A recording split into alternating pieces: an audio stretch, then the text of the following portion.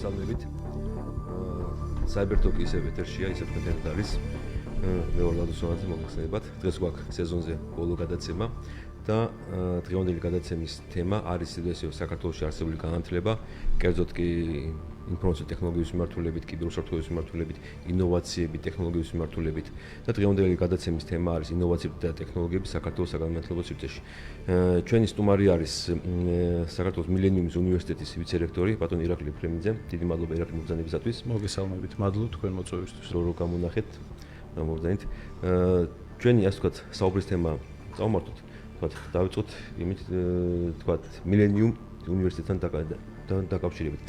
ამით და დავიწყოთ, ვთქვათ, რა უნივერსიტეტია, როგორ არის, რა გეგმები აქვს მომავლისათვის და რა ტექნოლოგიების მიმართულებით, რა იმის და ინოვაციების კუთხით თუ რა იმის სიახლის შემოსავალებს საქართველოს ვთქვათ საგანმანათლებლო სივრცეს.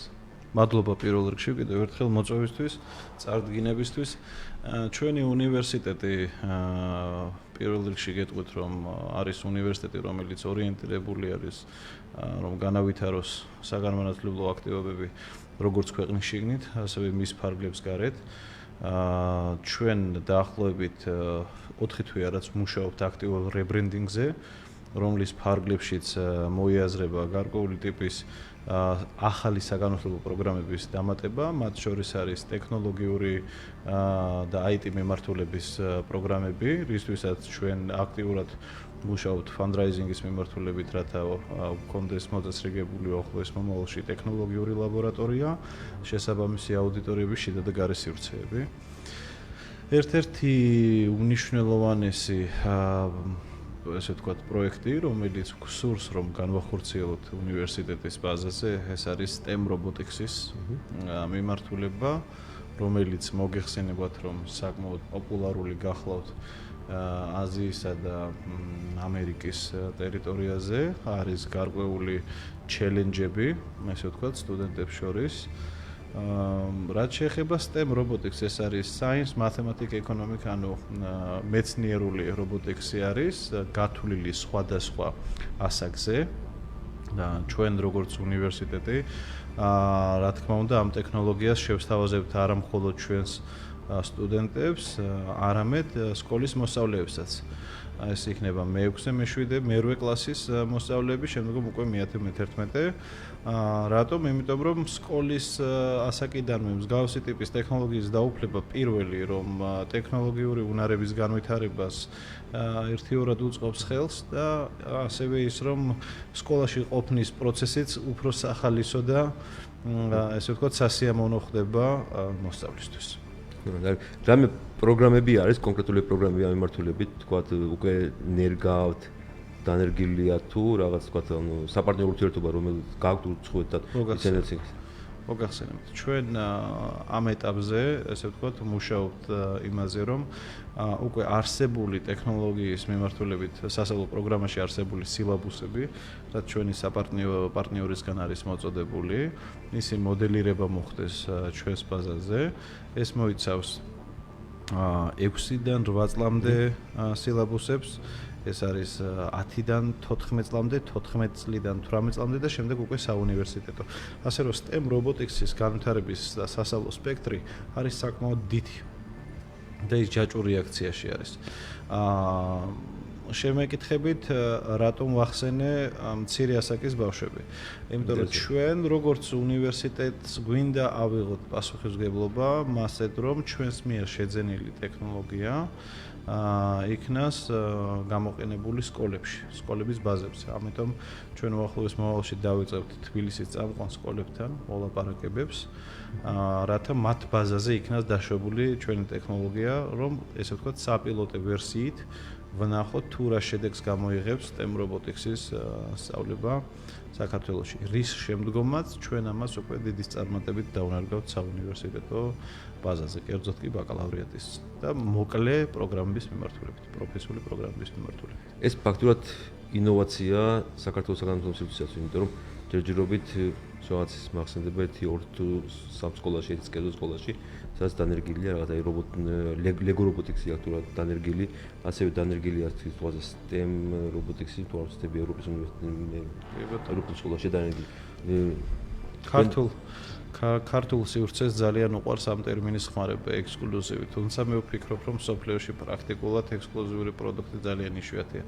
ჩვენ უბრალოდ შემოგვაქვს ინიციატივა, რომ არსებული განვითარებული მოდელის, ესე ვთქვათ, სწორი კოპირება არა, ესე ვთქვათ, სინთეზი მოხდეს ქართულ საგანმანათლებლო რეალობასთან. თუმცა ჩვენ აქ პრობლემას წავაწყდით პროფესიულ კადრებთან დაკავშირებით, ანუ კვალიფიციური კადრის სერიოზული დეფიციტია.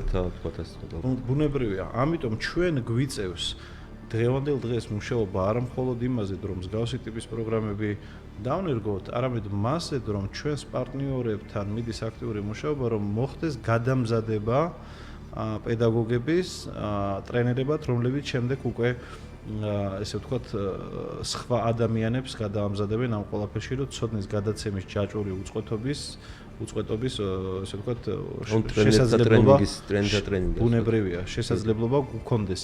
იმიტომ რომ თუ გაიზრდება მოთხოვნა ამ პროდუქტზე, ამ სასწავლო პროგრამაზე, ჩვენ დავდგებით რისკის წინაშე, რომ შეიძლება არ ვყავდეს სათანადო რაოდენობისა და კვალიფიკაციის ექსპერტები, მასწავლებლები ამ მიმართულებით.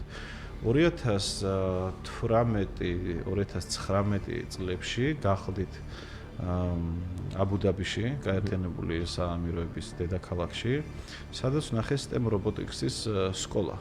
ჩემთვის ეს იყო გასაოცარი მოვლენა, იმიტომ რომ დავინახე ასე ვთქვათ, სივრცე, სადაც ათასობით ბავშვი აწყობდა STEM და LEGO robotics-ებს. როგორც ჩართულები იყვნენ ისინი ამ ყველაფერში და ფუტკრები შრომობდნენ. მაშინ ისე თქვა, ტექნოლოგიებს რა მნიშვნელობა აქვს იგივე განათლებისათვის. რამდენად ბავშვი უფრო ადვილად ითვისებს ალბათ ამ ტექნოლოგიებთან შეხების დროს პროცესში. ჩვენ ვართ ციფრული და რუტინული რაღაც თქვა გაკვეთილების პროცესში. ჩვენ ყველანი ერთად მოვხვდით ციფრულ და ტექნოლოგიურ ერაში. გვინდა თუ არ გვინდა ეს რიტმი უნდა მივიღოთ. უნდა მივიღოთ ჩვენ და უნდა მივაღებინოთ ჩვენს შვილებს. და რაც უფრო გვიან მიიღებს პატარა თაობა ამ ცოდნას, ნაკლებად კონკურენტუნარიანი იქნება შემდგომში ისინი მსოფლიოს წამყვან ქვეყნებთან. ასე რომ სჯობს, რომ დროზე დავიწყოთ ადაპტაცია თანამედროვე ტექნოლოგიებთან, მათ შორის სკოლის ასაკიდან და მე აქ არ გულისხმობ ეგრეთ წოდებულ ნოუთბუქებს სკოლაში, ეს მხოლოდ პირველი ნაბიჯია, თუმცა ძალიან საინტერესო და ძალიან საჭირო. LEGO და STEM robotics-ი ეს აუცილებელი კომპონენტი არის სწავლებისა, რადგან იგი მათემატიკურ უნარებს აუმჯობესებს და გარდა ამისა, რასაც დავაკვირდი აბუ-დაბიში ყოფნის დროს, ბავშვებს ერთმანეთის მიმართ უჩნდებათ პასუხისმგებლობის გრძნობა. ისინი ხდებიან გუნდური მოთამაშეები, იმიტომ რომ ერთ LEGO robotics რამოდენიმე ბავშვი აწყობს. ერთ STEM robotics რამოდენიმე ბავშვი აწყობს. ანუ ისინი ხდებიან გუნდური მოთამაშეები და იციან, რომ თუ ყველამ საკუთარი საქმე არ გააკეთა, ისე შედეგს ვერ მიაღწევენ. დღევანდელი ქართული რეალობისთვის კი გუნდურად მომუშავე, ესე ვთქვათ, ხალხი ძალიან მნიშვნელოვანი იქნება, კომპონენტი იქნება ჩვენი ქვეყნის წინსვლისთვის და განვითარებისთვის. ირაკლი, დიდი მადლობა საინტერესო საუბრისათვის. მადლობა მინდა წარმატებები გისურვოთ, წარმატებები უსურვო მილენიუმის უნივერსიტეტს და მადლობა მოგზაურობისათვის კიდევ ერთხელ. უღრმესი მადლობა. თქვენ შევახსენებთ, ჩვენი სტუმარი იყო ირაკლი ფრემიძე, მილენიუმის უნივერსიტეტის ვიცე-რექტორი. ეხლა კი ეთერში რეკლამა. მადლობა.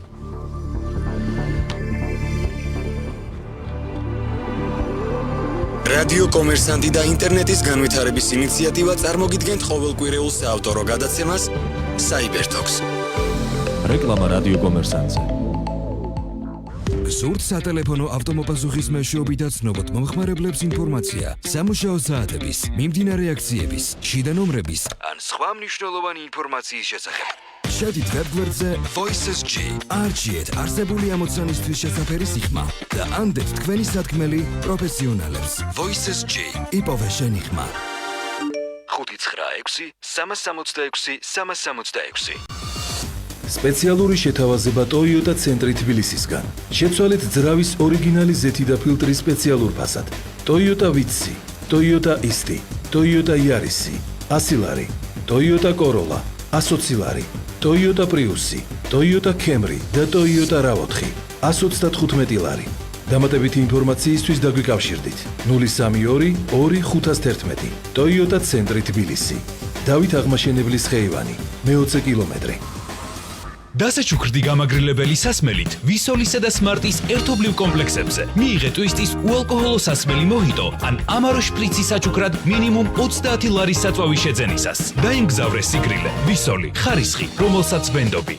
პირველად საქართველოში ბეთმარკეტი ლიდერ ბეთისგან ინოვაცია გემბლინგში, რომელიც საშუალებას გაძლევთ შეიძინოთ სასურველი პროდუქტები თქვენთვის ან აჩუქოთ მეგობარს. შეიძინეთ ფრისპინები, ფრიბეთები და ექსკლუზიური ბონუსები ფასდაკლებით. ასევე დააგროვეთ ქულები ლიდერ ბეთზე არსებულ ყველა თამაში და გადაცვალეთ სასურველ პროდუქტებზე. ბეთმარკეტი დააჩქარე მოგება მხოლოდ ჩვენთან. გეფერინი პირველი ქართული ბრენდი. გეფერინი მაღალი მოდა და ხარისხი. წარმატებული ქართულ და უცხოურ პროდუქტებში. ექსპორტი 11 ქვეყანაში. ეწვიეთ გეფერინის მაღაზიებს თბილისსა და ბათუმის ფილიალებში და მიიღეთ 25-დან 50%-მდე ფასდაკლება. რეკლამა რადიო კომერსანტზე. რადიო კომერსანტი და ინტერნეტის განვითარების ინიციატივა წარმოგიდგენთ ყოველკვირეულ საავტორო გადაცემას Cybertalks.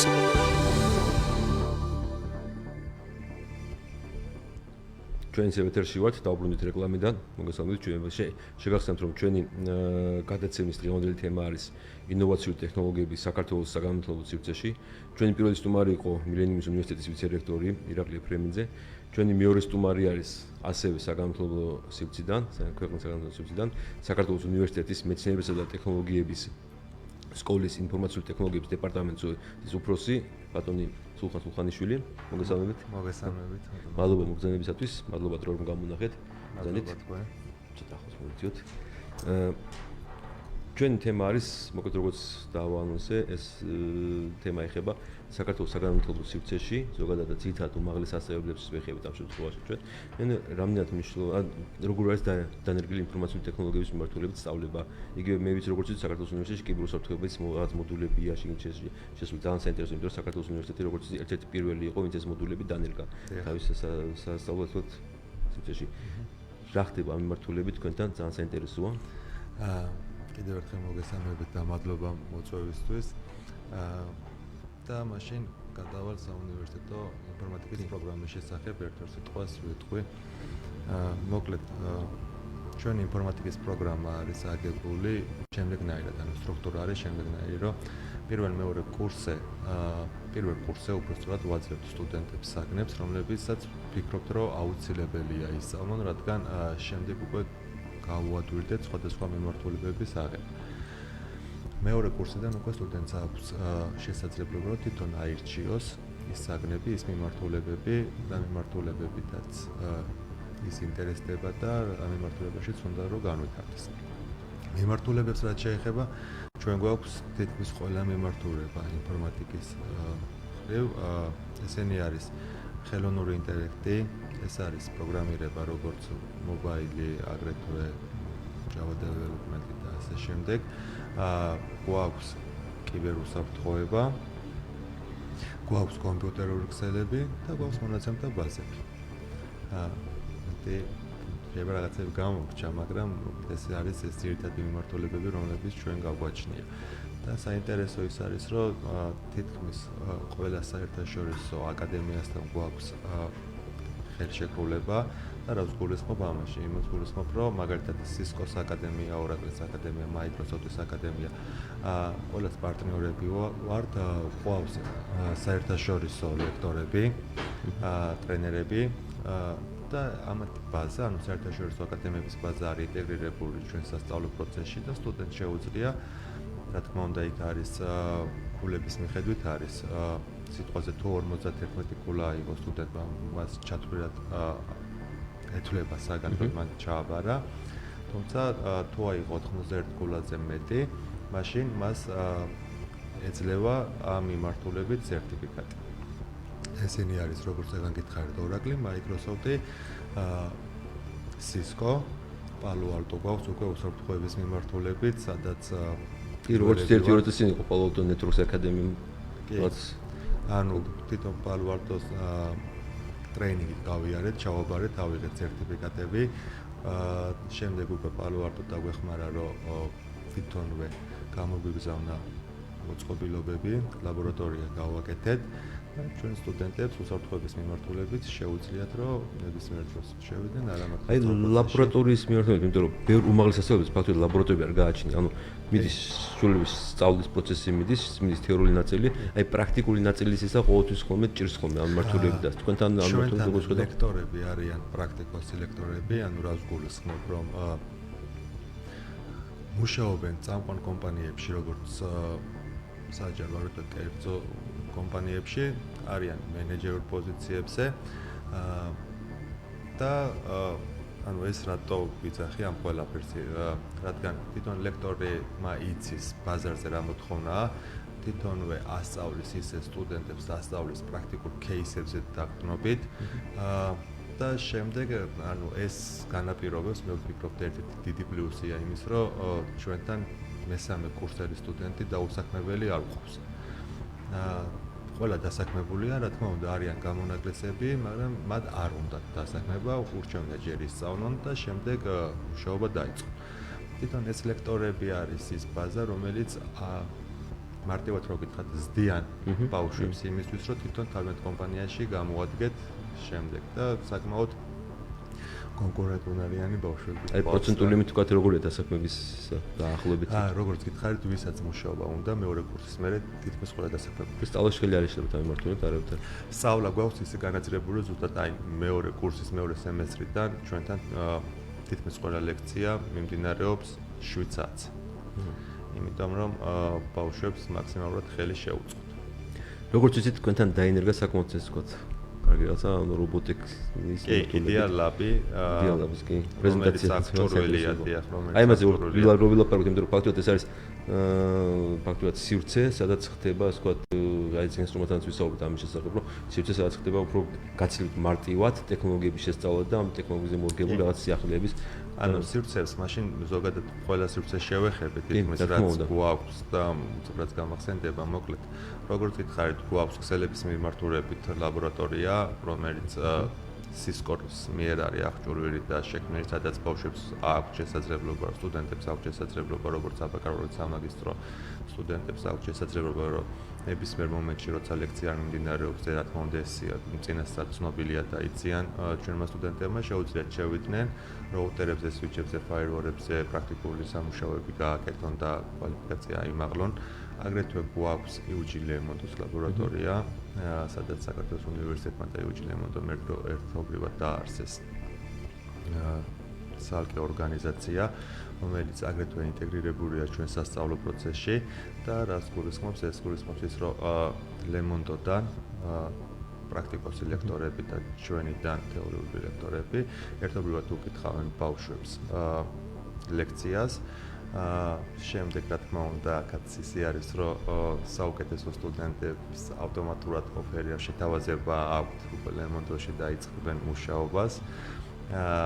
აგრეთვე ლაბორატორია გვაქვს მონაცემთა ბაზებში, გვაქვს ბლოკჩეინის მიმართულებით, იმიტომ რომ ერთ-ერთი პირველი უნივერსიტეტი ვიყავით, ვინც არა მარტო საქართველოში, არამედ თამამად შეიძლება ევროპაშიც ითქვას, რომ ბლოკჩეინის მიმართულებით სამაგისტრო პროგრამა შევქმნით და აკრედიტაცია მივიღეთ ამ მიმართულებით. აგრეთვე გვაქვს ესე დამოუკიდებელი ორგანიზაცია არის Startup Factory, სადაც ნებისმიერ ჩვენ სტუდენტს არ აქვს მნიშვნელობა ეს IT-ის მიმართულებით იქნება თუ ბიზნესის მიმართულებით, თუ რაიმე იდეა აქვს და უნდა ამ იდეის განხორციელება, იკრიბებიან, ანუ უბრალოდ Startup Factory-ში თავის ხელმძღვანელი ყავს ირაკლი ქაშივაძე და ირაკლს ეუბნებიან, რომ ეს იდეა აქვს და რამდენად რეალურია და განხორციელება არის ანალოგი არსებობს თუ არ არსებობს. შემდეგ უკვე ეხმარებიან ამ სტუდენტს, რომ ვინც ჭირდება გარშემო თქვა ეს იქნება IT-ის მიმართულებით თუ ბიზნესის მიმართულებით გუნდის შეკრან და მუშაონ იდეა და შემდეგ უკვე წელიწადში რამოდენიმეჯერ საერთაშორისო ორგანიზაციებიდან დაინტერესება დიდი არის ამ სტარტაპებზე და იკრიბებიან და ეს ბავშვები აცნობენ თავის იდეას და დაფინანსებასაც იღებენ. თუ აქვს ისეთი თქვა 2019-ში მაგალითად სადღაც 300,000 ლარის დაფინანსება აიღეს ჩვენმა სტუდენტებმა. ძალიან კაი. ანუ ესე იგი როგორც ჩანს რაღაცა იდეები და გენერირება ხდება შენ იდეების და ეტყობა როგორც ჩანს თქვა ბაზარზე მორგებული იდეებია რომელიც თქვა გამოცდილი ხელმძღვანელი ყავს, მოდი ირაკლის ალბათ ყველა ისნობს სამემართულებაში და ასე შემდეგ. აგრეთვე გვაქვს იდეალაბი, ფიზიკის ლაბორატორია ისედაც რა თქმა უნდა გვაქვს, სადაც ინჟინერის სტუდენტები დადიან, მაგრამ აგრეთვე გავაკეთეთ უკვე წელს იდეალაბი ქვია, სადაც ნებისმიერ სტუდენტს შეუძლია, ვისაც ტექნოლოგიები აინტერესებს 3D პრინტერი როგორ მუშაობს, შეუძლია შევიდეს და თავის შესაძლებლობები მოკლედ დაამტკიცოს და განვითარდეს. ეს მარტო სტუდენტებისთვის არის ისა თუ თქვათ სკოლის ასაკის აღსაზრდელებისათვის თქვათ რაღაცა ხელმისაწვდომია, დონეზე რაღაცა. თუ ინტერესი იქნება, რა თქმა უნდა, ხელმისაწვდომია ყველასთვის, იმიტომ რომ ჩვენ არა ვართ, რომ მარტო ჩვენ სტუდენტებზე უნდა იყოს, ანუ შეუძლია ნებისმიერს მოვიდეს, უბრალოდ რა თქმა უნდა, რაღაცა ფორმა არსებობს, იმიტომ რომ შეავსონ ჩვენთან განა მარტო ამ ლაბებზე მოსვლა, არამედ შეუძლიათ რომ ლექციებზე მოვიდნენ და დაესწრონ. სკოლის მოსწავლეები. სკოლის მოსწავლე აბიტურიენტებს გულისხმობ, რადგან თვითონვე ნახონ თავი თვალით თუ რა პროფესიონალებთან როგორ შეხება და ლექცია როგორ მიმდინარეობს და ლაბორატორია როგორი გვაქვს და ასე შემდეგ. ანუ და რაც შეეხება იმ შეკითხვას, რაც თქვენ მითხარით, ანუ თუ სკოლის ბავშვებს ექნებათ ინტერესი და ვიღაცა დაგვიკავშირდება, რომ ჩვენ უბრალოდ ფორმა შევავსებინოთ და დაცვას სია გადავცეთ, კი რა თქმა უნდა, ნებისმიერ მსურველს შეუძლია მოსვლა და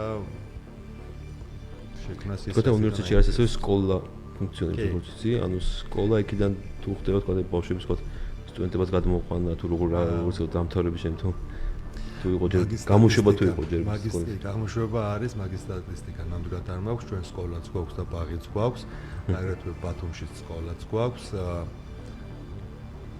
სტატისტიკა ნამდვილად არ მაქვს და ვერ გაგცემ ყოველ შემთხვევაში ინფორმატიკაზე ჯერჯერობით არც ერთი ბავშვი არ მოსულა იქიდან სულ მესამე გამოშვება გვაქვს წელს თქვენაც თქვენ ხართ ინფორმაციული ტექნოლოგიის მიმართულებით რამდენად მნიშვნელოვანია ეს ტექნოლოგიები ინოვაციები საგანმანათლებლო სივრცისათვის რამდენად თქვა წინასწარმეტანაც ვისაუბრეთ რომ აი იგივე სკოლის ასაკის ბავშვებისათვის საკმაოდ ანუ როცა თქვა რობოტი ტექსტის სწავლობთ ან რაღაცას სწავლობთ აი ამ სწავლას გაცილებით თქვა ადვილად ითვისებს ამას ყველაფერს თქვა და თქვენ როგორ როგორ მიგაჩნდა ეთანხმებით ამას თუ არ ეთანხმებით როგორ არის ეს კი როგორ არ ვეთანხმებით ანუ სკოლის ასაკიდან ჯობია რომ ბავშვს კონდეს შეხება ტექნოლოგიებთან, იმიტომ რომ ჩემი შვილების დადიან მოკლედ სკოლაში და ვიცი რომ ძალიან დადებითად და უფრო კარგად სწავლობენ რაღაცების გაჩეტების მეშვეობით, ვიდრე ჩვეულებრივად რაღაცა წიგნიდან და მე ყოველთვის მემხრობი და ვიცი და რა თქმა უნდა უნივერსიტეტისთვისაც კარგია რომ ბავშვს უკვე ბაზა აქვს და ისე მოდის უნივერსიტეტში და არ გჭირდება ამბანის სწავლა თავიდან, იმიტომ რომ იმ რესურსს სხვა რაღაცაზე ხარჯავ და უფრო მეტი შესაძლებლობები გაქვს ამ შემთხვევაში. ყოველ შემთხვევაში ჩვენი უნივერსიტეტიც ეგრე არის გადასული, რომ არ ვიცხებთ სულ საწყისებიდან. ბევრისთვის ეს ცუდია. მაგრამ ვფიქრობ უკვე ბაზარზე ისეთი ნიშა გვიჭირავს, რომ ყველა მიზის ჩვენთან რატო უნდა მოვიდნენ და აქედან გამომდინარე აღარ გვაქვს იმის პრობლემა, რომ მე არ ვიცი მაგალითად ის და რატო ვიწყებ თქვა მაინც პროგრამირების ენით და ასე შემდეგ. რა ვფიქრობ, რომ უკვე ყველასთვის ინფორმირებულია ჩვენი ნიშა. თქვენ ახსენეთ ბლოკჩეინების თემა ახსენეთ. ხო თქვა სამაგისტრო პროგრამაში კარით და მიმართულებით. უკვე სტუდენტებიც ყავთ უკვე მიმართულებით ეს. არა, მიღება ეხა წელს ვაცხადებს პირველად, იმიტომ რომ ჟარჟანი ისე დროს ავიღეთ აკრედიტაცია, რომ უკვე სამაგისტრო პროგრამაზე მიღება მორჩენილი იყო. ახსენეთ ასევე ხელოვნური ინტელექტის მიმართულება. კი, ხელოვნური ინტელექტის, ანუ ჩვენი საბაკალავრო და სამაგისტრო პროგრამაც ისე არის აგებული, რომ საბაკალავროში ესე მოდულები გაგვაჩნია და სტუდენტს შეუძლია, რომ ძირითადი საგნების გარდა აირჩიოს ის მიმართულება, რომელი მიმართულებაც მათ უნდა თუ უნდა ხელოვნური ინტელექტის მიმართულებით განვითარდეს, თუ უნდა პროგრამირების მიმართულებით განვითარდეს და თუ უნდა ქსელების მიმართულებით და კიბერუსაფრთხოების მიმართულებით განვითარდეს რა და სამაგისტრო პროგრამაში გვაქვს არჩევითი საგნები გზამკვლევით რო იციან ბავშვებმა რა მიმართულებით უნდა აირჩიონ, იმიტომ რომ თემას წერენ პროგრამის აღწერაშიც არის რაღაც ძირითადი საგნები გვაქვს, სადაც შემდეგ უკვე აი თავისივე სურვილით ირჩევს სხვა საგნებს თემას რაც წერს იქიდან გამომდინარე რა. მეცაც გეტყვით რომ მაგისტრატურაში ვფიქრობ რომ იმ კონტინენტიდან გამომდინარე რა ბავშვების ჩვენთან მოდიან სტუდენტები, საკმაოდ ძლიერი სტუდენტები ყავს მაგისტრატურაში და და ვფიქრობ, რომ მაქსიმალურად თავისუფლება მივანიჭოთ ამ სტუდენტებს. სწორედ ამაშიც პირველები ვიყავით ინფორმაციული ტექნოლოგიების მენეჯმენტის სამაგისტრო პროგრამა გავაკეთეთ, რომელიც კვალიფიკაციასაც იგივეს აძლევს. ანუ არც ინფორმატიკოსი გამოდის და არც მენეჯმენტის მიმართულებით გამოდის ინფორმაციული ტექნოლოგიების მენეჯმენტი. ანუ კვალიფიკაციაც ექნებათ ეს. სადაც სულ რაღაც 4 საგანი გვაქვს, 2 მენეჯმენტიდან და 2 ინფორმაციული ტექნოლოგიებიდან. ძირითად საგნებში და შემდეგ უკვე გვაქვს 86 საგანი, სადაც სტუდენტს თავისუფლად შეუძლია აირჩიოს ის მიმართულება და მიმართულებით განვითარდეს და მიმართულებაც მას წარმოუდგენია, რომ ის უნდა იყოს იმის ხელმძღვანელი რა.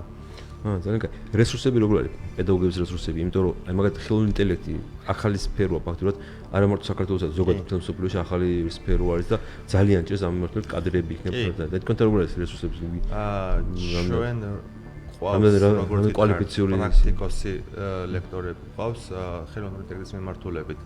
საბაკალავრო და სამაგისტრო თემები უკვე გაკეთებულია ჩვენთან. არის მაგალითად სახის ამომცნობის თეორიაზე დაფუძნებული, რომ სიტყვაზე საბანკო სივრცეს სჭირდება ადამიანი რო შედის ბანკში, მოკლედ სახის მიხედვით წლოვანება რო დაადგინოს, რაღაც სოფტი არის, რომელიც სკანერებას აკეთებს, ისე რომ მომხმარებელი ვერ ხდება. და ბოტოქსებს არ აღიქოს. კი, ყველაფერს აღიქოს და რაღაც რეინჯი იღებს და წინასწარ იცის უკვე მოლარემ, ვისთანაც მიდის კლიენტი, თუ რა უნდა შესთავაზოს, ანუ სესხების და ასე შემდეგ. უბრალოდ ეს ახლა პროგრამული მხარე უკვე გაკეთებულია და ნელა მივდივართ იმისკენ, რომ დაუნერგოთ რომელიმე ბანკში, იმიტომ რომ ჩვენ ანუ რაღაცა თქვათ ინერგება, ახალი ინოვაციები ინერგება, როგორც ვატყობ მე და რაღაცა თქვათ ინოვაციები, ანუ ინოვაციების მიმართულებით მუშაობა მეძის და რომელიც შემდეგ თქვათ ინდუსტრიაში შეიძლება თქვათ გადაიტანო ეს ყველაფერი. კი. ძალიან კარგი. ჩვენი თემა თითქმის ყველა სამაგისტრო საბაკალავრო თემა არის პრაქტიკული, ანუ სტუდენტია დამოკიდებული თუნდა თეორიული ორივეს თავაზობ, თუნდა თეორიული აირჩიოს, თუნდა პრაქტიკული აირჩიოს და ისეთ თემებს აკეთებენ სადაც უშუალოდ ხელმძღვანელი რომელიღაც პროექტში არის ჩართული. ანუ რეალურ თემებიდან გამომდინარე მუშაობენ ჩვენი სტუდენტები და არ მუშაობენ ისე, რომ რაღაცა მოგონილი იყოს და მე თაროზე შემოვდოთ რა. ჩვენ უბრალოდ სტუდენტებს ვთავაზობთ და ვეუბნებთ რა მიმართულებით გაინტერესებს შენ თემის გაკეთება, რა იდეა გაქვს და შემდეგ უკვე ჩვენ ვთავაზობთ იმ პროექტებს და იმ იდეებს, სადაც ჩართულები არიან ჩვენი პროფესორი. ამ და სხვა თემებს შევეხებთ ჩვენ რეკლამის შემდეგ. მადლობა. მადლობა.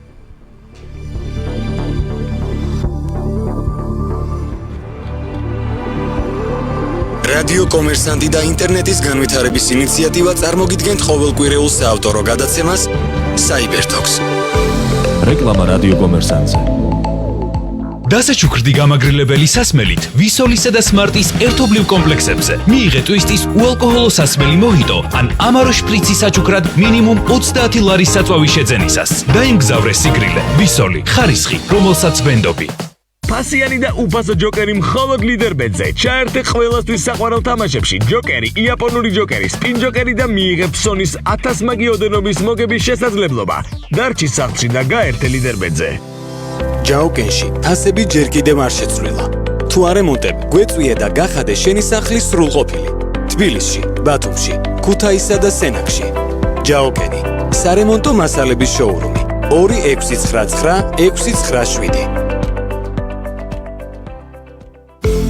რეკლამა რადიო კომერსანტზე. რადიო კომერსანტი და ინტერნეტის განვითარების ინიციატივა წარმოგიდგენთ ყოველკვირეულ საავტორო გადაცემას Cybertalks. ეთერში ვართ ისევ რეკლამის შემდეგ. შეგახსენებთ, რომ ჩვენ დღევანდელი გადაცემის თემა არის ინოვაციური ტექნოლოგიები საქართველოს საგანმანათლებლო სივრცეში. და დღევანდელი ჩვენი სტუმარი არის საქართველოს უნივერსიტეტის მეცნიერებისა და ტექნოლოგიების სკოლის ინფორმაციული ტექნოლოგიების დეპარტამენტის ხელმძღვანელი ბატონი სულხან სულხანიშვილი. ჩვენ საუბრობთ საკმაოდ საინტერესო თემებზე, საუბრობთ საქართველოს უნივერსიტეტში თუ რამდენად არის დანერგილი ტექნოლოგიები, სიახლეები, ინოვაციები, თუ რამდენად შემოვიდა უკვე ახალი საგანი. ჩვენ ვახსენეთ ახლა ხელოვნური ინტელექტი, ვახსენეთ ბლოკჩეინები, რომელიც ფაქტობრივად ბლოკჩეინი საქართველოში სხვაგან არც მინახავს მართალი ვკითხოთ. თულებთ ხელოვნური ინტელექტი არის ერთი ორი რამდენი უნივერსიტეტი კიდე ამ მიმართულებით მუშაობს, რომელიც აკეთებს რაღაც სხვა მიმართულებით. საკმაოდ საინტერესო იყო ისე ვთქვათ საქართველოს უნივერსიტეტში ანუ ხდება ინოვაციების მიმართულებით მუშაობა, ხდება რაღაც გარკვეული სიახლეების შექმნა და შემდეგ ინდუსტრიაში მისი თქვა დანერგვა მიმართულებით ეს საკმაოდ აქტია საინტერესო მიმართულებაც არის. კარგი იყო ასევე ლაბორატორიების თემას შევეხოთ ჩვენ საქართველოს უნივერსიტეტში და მე შევეხები, ჩემთვის ძალიან საყვარელი თემას არის კიბერუსაფრთხოების თემას, ხო? რამდენად არის თქვენ კიბერუსაფრთხოების მიმართულება, როგორც ვიცი, რამოდენიმე მოდული არის კიბერუსაფრთხოების, ინფორმაციული საფრთხოების მოდულები არის. კი.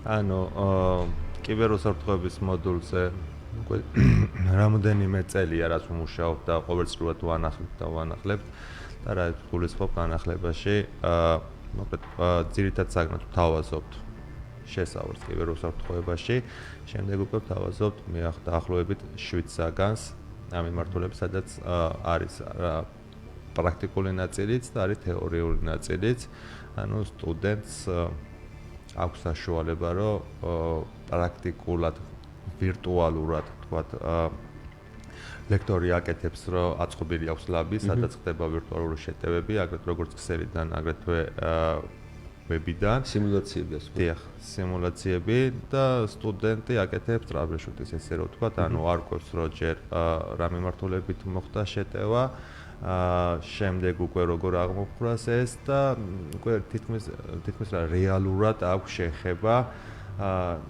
იმ კიბერშეტევებზე და მე ვფიქრობ ეს ძალიან კარგია რომ პრაქტიკაშიც იცის ბავშვმა და არიცის მარტო თეორიულად პრაქტიკაშიც იცის თუ რა ის შემდეგ რა უნდა მოიმოქმედოს და თავისი ინფრასტრუქტურა როგორ უნდა კონდეს აწყობილი რომ მომავალში იგივე პრობლემა არ კონდეს დაცვა იყოს მაქსიმალურად უზრუნველყოფილი ამ მიმართულებით. ძალიან კარგი.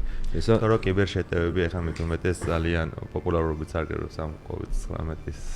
კი, პოპულარობით სარგებლობს. ჩვენც ვიყავით ერთ-ერთი მსხვერპლი იმ კვირაში, როცა ჩვენ შემოგვიტყიეს როგორც შემდეგ BBC-მ დადო, რომ მთელს მასშტაბურად იყო შეტევა და პირადი ინფორმაცია აიღეს, ანუ უნივერსიტეტებს თავაზობდნენ მოკლედ მე ამის დაბრუნებას.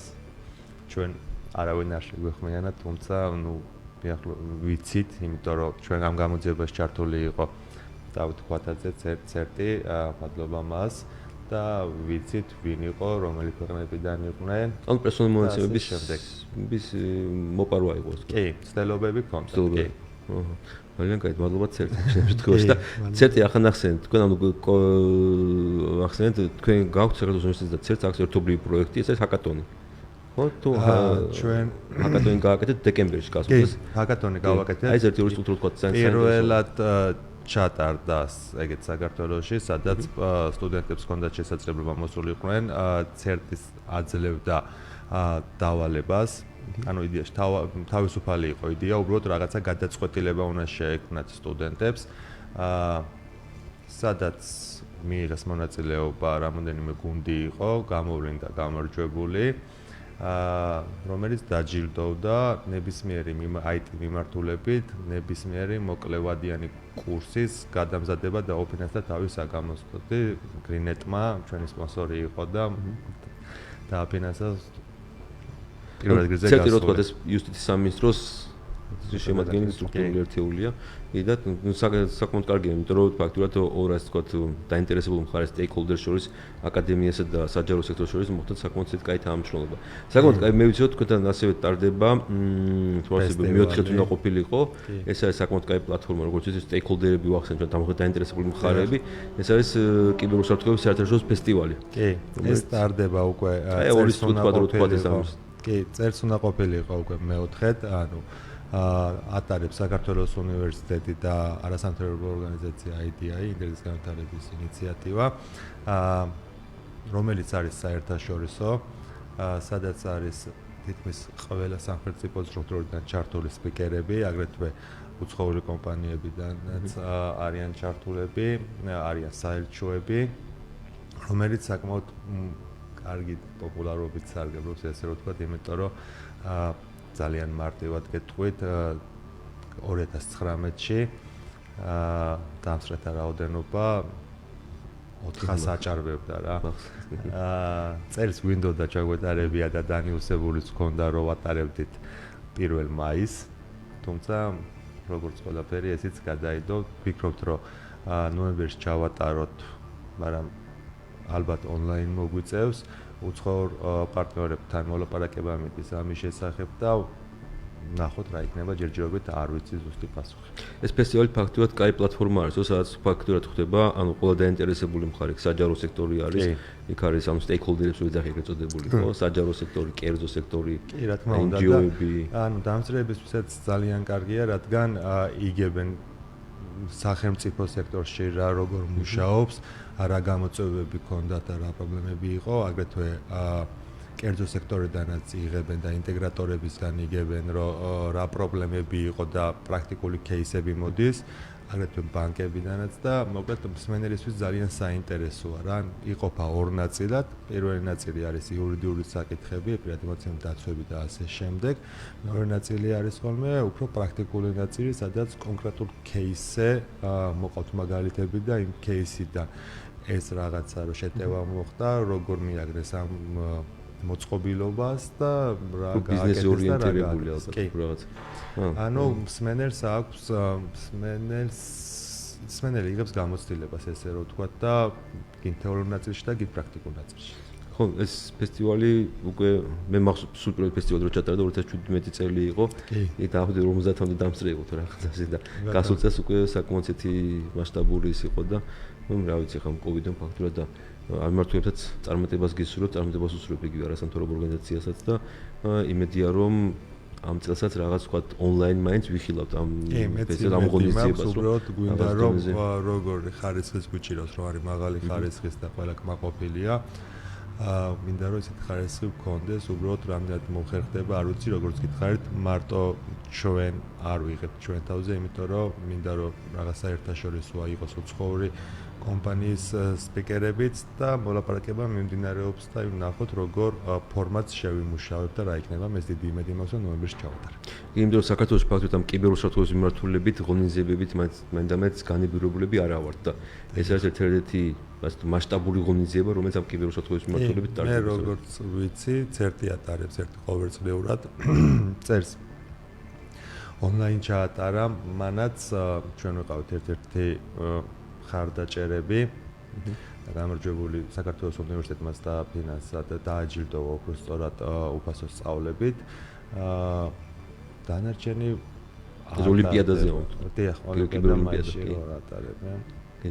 საერთოდ მასშტაბური იყო სხვა შორის კიბეროლიმპიადა, მახსოვს საქართველოს უნივერსიტეტის მონაწილეობდა როგორც ხარდაჭერი. ჩვენც მონაწილეობდა ჩვენ გვაქვს აგრეთვე საერთაშორისო პროგრამები ინფორმატიკის მიმართულებით როგორც საბაკალავრო როგორც სამაგისტრო და ჩვენი ინფორმატიკის სტუდენტები, მსხვილები იღებდნენ მონაწილეობას, პირველები იყვნენ ვინც ესე მიიღო მონაწილეობა და მაქსიმალურად ორგანიზატორები ცდილობდნენ რომ თარჯიმნობას თვითონ გაეწიათ და ყველაფერი, რომლებიც საფრთხო ადგილით დაბრუნდნენ რა.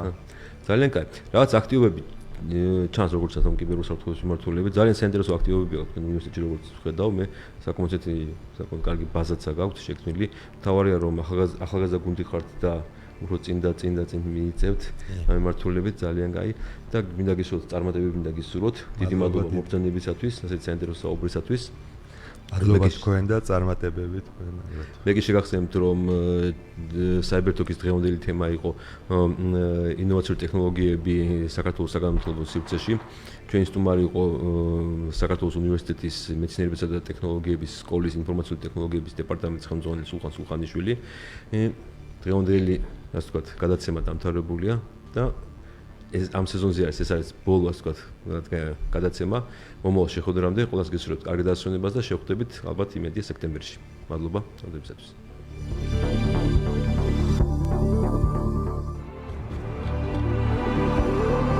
რადიო კომერსანტი და ინტერნეტის განვითარების ინიციატივა წარმოგიდგენთ ყოველკვირეულ საავტორო გადაცემას CyberTalks